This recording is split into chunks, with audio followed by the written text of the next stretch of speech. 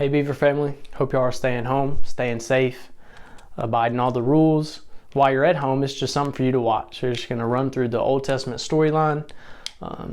What better thing to do while you're sitting at home than review, right? The important stuff. So we're just going to run through it. Firstly, God exists. Present tense. Always has, always will. Then he created everything in 6 days and rested on the seventh. So, the days of creation, the first day he created light. The second day he created the atmosphere.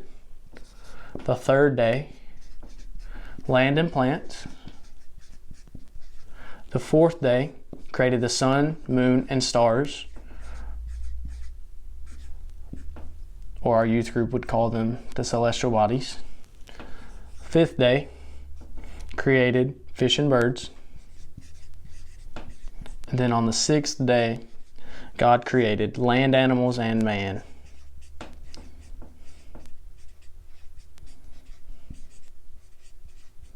So, sixth day created Adam, and then from Adam he created Eve, and God put them in a garden, the Garden of Eden. He said, you can eat from every tree except from the tree of knowledge of good and evil. A serpent deceived them into eating from that tree. So that's known as the fall of man. There are a few results of this. One, they were cast out of the garden, separated from God. But then also curses for each party involved. So Adam, he was cursed with tough work. The ground would work against him. It was no longer easy anymore. For Eve, the curse was pain in childbirth. And also a desire to rule over her husband. And then for the serpent, the curse was Genesis 3:15, which is very important because this is the first mention of the gospel. In Genesis 3:15, God is talking to the serpent and he says, you will strike the heel of the descendant of the woman, but the descendant of the woman will crush your head. So that's talking about Jesus, foreshadowing for the future. So after Genesis 3:15, they're cast out of the garden. Adam and Eve are. And then they have Cain and Abel.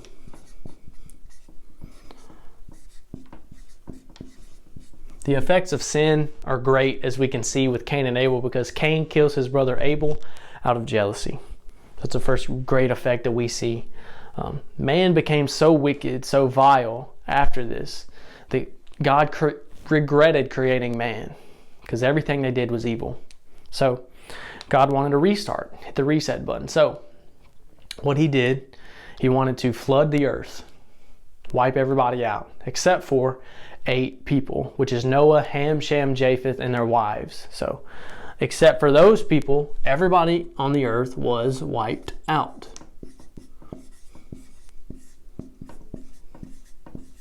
Now, you would think after everyone's wiped out and you have a restart, you would think everything would get better, right?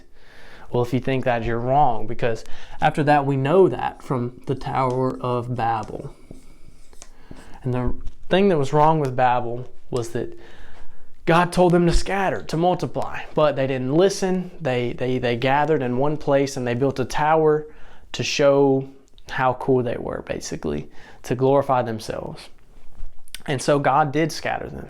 He scattered them. He confused their languages so they couldn't understand each other. So the ones that spoke the same language would go together. And that created divisions. And that's where God scattered everyone. So after the Tower of Babel, we finally have something good to talk about. With Abram, God changed his name to Abraham later. God made a covenant with Abraham because he was righteous. And he promised him a few things. He promised him land. He said, I got your back. Those who bless you, I'll bless. Those who curse you, I'll curse. He also said that he would have as many descendants as the stars in the sky. But then he also said the most important promise was that through him, through Abraham, all of the nations of the world will be blessed. So Abraham and his wife, they had a child named Isaac. Isaac married Rebekah, and then they had 2 sons, Jacob and Esau. Jacob was the child of promise. Jacob married Leah and Rachel, and and then he had 13 children, 12 sons. Jacob's name was changed to Israel. So the 12 sons became known as the 12 tribes of Israel. The 12 tribes of Israel. One of the youngest was Joseph, and he was Jacob's favorite. We know this from the coat of many colors. And Joseph was sold into slavery by his brothers because of their jealousy. And I know it sounds crazy, but despite him being sold into slavery, everywhere Joseph goes, he's being blessed. So he's sold into slavery. He is put in a position of power in Potiphar's house. He is falsely imprisoned, goes to prison.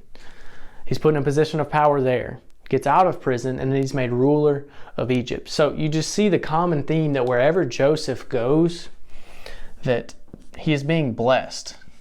The Lord's favor is just upon Joseph. So he's made the ruler of Egypt. So after 400 years, this new Pharaoh did not know Joseph, but he did know that there were a bunch of Israelites all over the place, and they outnumber the Egyptians greatly. So the new Pharaoh he enslaved the Israelites. So he enslaved the Israelites, and then God raised up Moses.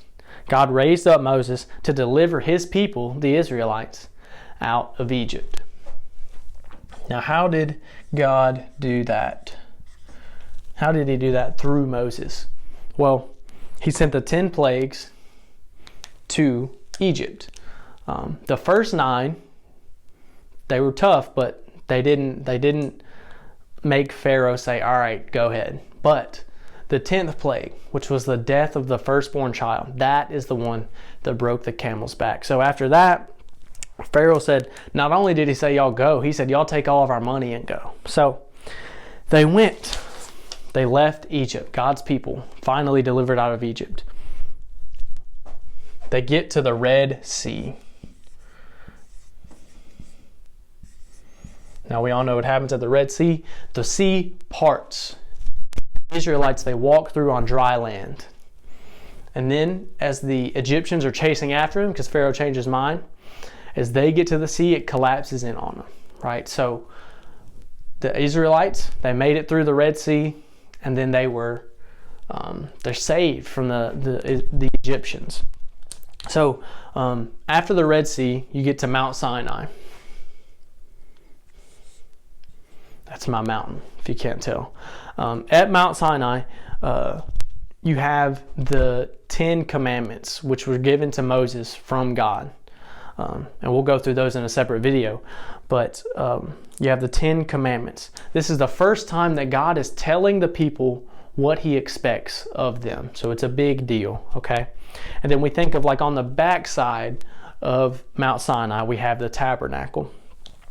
The tabernacle is important because God is now dwelling again with his people in the tabernacle for the first time since the garden. Ever since then, he had not been dwelling with his people at all. But now the tabernacle is his place, right? So after that, we have the book of Numbers. A census was taken. There are 600,000 fighting men among the 12 tribes of Israel. 12 spies were sent in to the promised land. You're thinking, what promised land? What do you mean? The land that was promised to Abraham in the first place. So 12 spies were sent in there. But only two said, yeah, we can do it because God said he's going to give it to us. But the other 10, they said, we cannot do it. We can't take it. The cities are too fortified. The people are too big. There's no way we can do it. So the result was that the generation wandered in the desert for 40 years. God banished them into the desert, and they were just wandering around in circles in the desert for 40 years because they did not trust God to give him the land. They did not trust God. We have the Numbers, the 2 census taken. Why were they in the desert for 40 years? They were in the desert for 40 years because it's 1 year for every day that they were in the promised land and did not take it. Also, it's just one of those biblical numbers that you should have memorized, right? So, in the 40 years, the old generation, they died. And the new generation had not been taught the law by their parents because their parents sucked. So, The next generation was numbered, and there were 600,000, and Joshua led them across the Jordan. It was kind of a pep rally of sorts, getting ready to go into the land, to take the land that God had promised to them. So they went across the Jordan, kind of a mirror of the Red Sea, and what they did was conquer. They conquered the land that God told them to conquer. He did give it to them, but God also said to wipe out everybody, but they did not. He said, if you don't, you're going to be oppressed, and that's exactly what happened. They were led astray. So, as they're being led astray, we have the period of the judges. Conquer, and then the judges. Judges were military leaders. Military leaders that God raised up to rule over the people. And whenever the judge was alive, and whenever he or she, whenever she followed God, so did the people. The people would prosper as the judge did. But if the judge did not, and as the judge died, they went back to their old ways. So, after Judges, we have Samuel. Samuel, which we should know a lot about as a congregation. Samuel was the last judge and the first prophet. Israel asked Samuel for a king. They wanted a king, and so God gave them a king. Like the other nations. They wanted to be like the other nations. The problem with that is that they already had a king, and their king was God. But they wanted a king, so God gave them one. They gave him Saul. Now Saul was not a very good king at all, as we have learned about. After Saul, we have David. Now, was David a good king? Yes. Was he perfect? No, he was not. But he was a very, very good king. After David, we have his son Solomon, who was the wisest man who ever lived. He was a pretty decent king. He did have one problem, though. Or you could say he had 700 problems, because he had 700 wives. So, after Solomon, we have Rehoboam.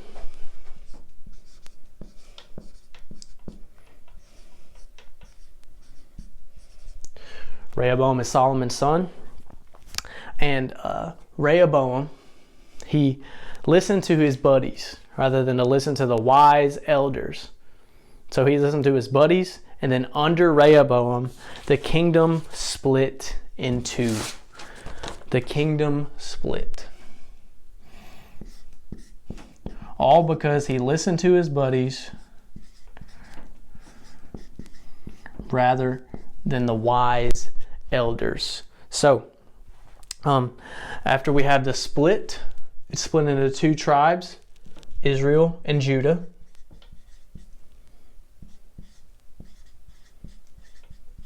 And during the time of the split, we have the prophets. Now we'll have a separate video for the prophets, for the intertestamental period, and for the mnemonic devices that we have to remember the rest of them. But, so, I hope that while we're at home, that we can think about these things, review these things that we have already learned, and draw near to the Lord as we're in this quarantine, right? So, thank y'all for watching. I hope y'all are staying safe, loving on your family, enjoying the time that we have together. And I pray that you come back, watch these videos, watch the other ones, and watch us on Sunday mornings. So, thank you.